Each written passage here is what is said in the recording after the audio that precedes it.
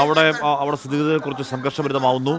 ആലപ്പുഴയിൽ നവജാത ശിശുവിന് അസാധാരണ വൈകല്യം കണ്ടെത്തിയില്ലെന്ന പരാതിയിലാണ് അവിടെ ആശുപത്രി സൂപ്രണ്ടിനെ മുസ്ലിം ലീഗ് പ്രവർത്തകർ ഉപരോധിച്ചത്. ഇപ്പോൾ പോലീസ് എത്തി അവരെ അവിടെ ഒന്ന് മാറ്റുകയാണ്. DMO വരണം എന്ന നിലപാട് നിൽക്കുകയായിരുന്നു അവിടെ എത്തിയ പ്രതിഷേധക്കാർ. പക്ഷേ പോലീസ് എത്തി അവരെ അറസ്റ്റ് ചെയ്ത് അവിടെ നിന്ന് മാറ്റുകയാണ്. അറസ്റ്റ് ചെയ്ത് അവിടെ നിന്ന് നീക്കുകയാണ്. ഇപ്പോൾ ഉപരോധിക്കാവുന്ന പ്രവർത്തകരാണ് ഇപ്പോൾ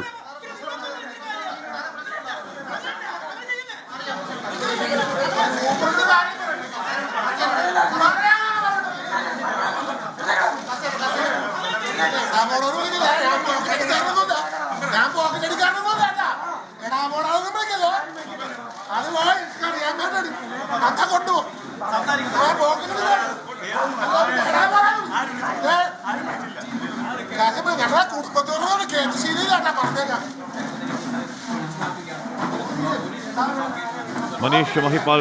മനീഷ്, ഇപ്പോൾ ഉപരോധമായി എത്തിയവരെ അറസ്റ്റ് ചെയ്ത് നീക്കുകയായിരുന്നോ പോലീസ്?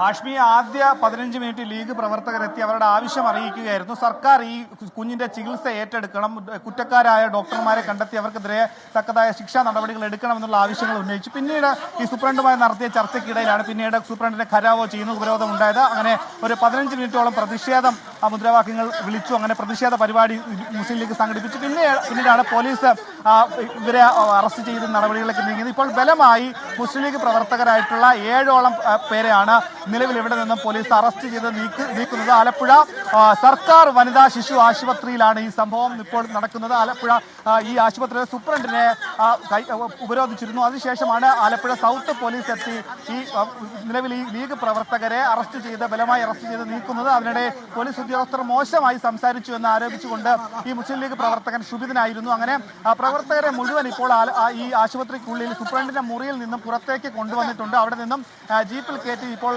ഇവരുടെ അറസ്റ്റ് രേഖപ്പെടുത്തിയിട്ടുണ്ട്. എന്താണെങ്കിലും ആലപ്പുഴ DYSP MR മധുബാബുവാണ് ഇത് സംബന്ധിച്ചുള്ള കേസ് അന്വേഷിക്കുന്നത്. ഇത്തരത്തിലുള്ള ഗുരുതരമായിട്ടുള്ള ആരോപണങ്ങൾ, പരാതി ഉണ്ടാകുമ്പോൾ പോലീസ് അന്വേഷിക്കണമെന്ന DYSP റാങ്കിലുള്ള ഒരു പോലീസ് ഉദ്യോഗസ്ഥർ അന്വേഷിക്കണമെന്നുള്ളൊരു കാര്യമാണുള്ളത്. അതുകൊണ്ട് തന്നെ ആലപ്പുഴ DYSP അന്വേഷിച്ചു. എന്താണെങ്കിലും ഇപ്പോൾ ഈ ആശുപത്രിക്ക് മുമ്പിൽ നാടകീയമായ സംഭവങ്ങളാണ്.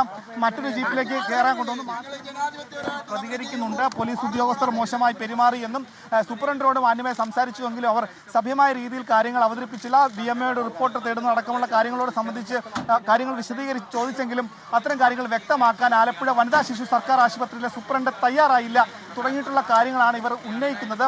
എന്താണെങ്കിലും ഗുരുതരമായിട്ടുള്ള അനാസ്ഥ ആശുപത്രിയുടെ ഭാഗത്തു നിന്നുണ്ടായി എന്ന കാര്യങ്ങൾ ഈ സമയത്തോടുകൂടി തന്നെ വ്യക്തമായിട്ടുണ്ട്. അങ്ങനെ സ്വകാര്യ ലാബിൽ നടത്തിയ പരിശോധന സ്കാനിങ്ങിൽ 7ഓളം സ്കാനിംഗ് റിപ്പോർട്ടുകൾ കൈമാറിയിട്ടും സീനിയറായ ഗൈനക്കോളജിസ്റ്റ് ഡോക്ടർമാർക്ക് അത് ബോധ്യപ്പെട്ടില്ല എന്നുള്ളത് ഗുരുതരമായ വീഴ്ചയെ കണക്കാക്കുകയും അതിനെ സംബന്ധിച്ചാണ് ഇപ്പോൾ മെഡിക്കൽ ഡയറക്ടർ ഇത് സംബന്ധിച്ച് ആലപ്പുഴ DMOയുടെ റിപ്പോർട്ട് തേടിയിട്ടുള്ളത്. ആലപ്പുഴ DMO ജമുന അവർക്ക് ഇത് സംബന്ധിച്ച് ആലപ്പുഴ വനിതാ ശിശു ആശുപത്രി സൂപ്രണ്ടിനോട് പ്രാഥമികമായി അന്വേഷിച്ച് റിപ്പോർട്ട് ഇന്ന് തന്നെ കൈമാറാൻ ആവശ്യപ്പെട്ടിട്ടുണ്ട്. ആ റിപ്പോർട്ട് ലഭിച്ച ശേഷം DMOയുടെ നേതൃത്വത്തിൽ തന്നെ ഒരു അന്വേഷണ സംഘം ഇത് അന്വേഷിച്ച് മെഡിക്കൽ ഡയറക്ടർക്ക് ആ റിപ്പോർട്ട് കൈമാറും. എന്താണെങ്കിലും നാടകീയ സംഭവങ്ങളാണ് ആലപ്പുഴ വനിതാ ശിശു ആശുപത്രിയിൽ ഇപ്പോൾ അരങ്ങേറിയത്. ലീഗ് പ്രവർത്തകർ ഉപരോധിച്ച മുഴുവൻ പ്രവർത്തകരെയും ആലപ്പുഴ സൗത്ത് പോലീസ് ഇപ്പോൾ ബലമായി കസ്റ്റഡിയിലെടുത്ത് ഇവരുടെ അറസ്റ്റ് രേഖപ്പെടുത്തും. ഹാഷ്മി, ആലപ്പുഴ വനിതാ ശിശു ആശുപത്രിയിലാണ് ഈ സംഭവം ഉണ്ടായിരിക്കുന്നത്. അവിടെ ഈ അതിഗുരുതരമായ അസാധാരണമായ വൈകല്യം കണ്ടെത്തിയില്ല, പരിശോധനയിൽ കണ്ടെത്തിയില്ല എന്നതാണ് കുടുംബത്തിൻ്റെ പരാതി. അനീഷ് സുമീറ ദമ്പതികളുടെ മകനോ മകളോ ഇപ്പോൾ എന്ന് പറഞ്ഞാൽ കുഞ്ഞാണാണോ പെണ്ണാണോ എന്നുപോലും കണ്ടെത്താൻ കഴിയാത്ത ഒരവസ്ഥയുണ്ട്. അസാധാരണമായ വല്ലാത്ത വൈകല്യങ്ങളുണ്ട്.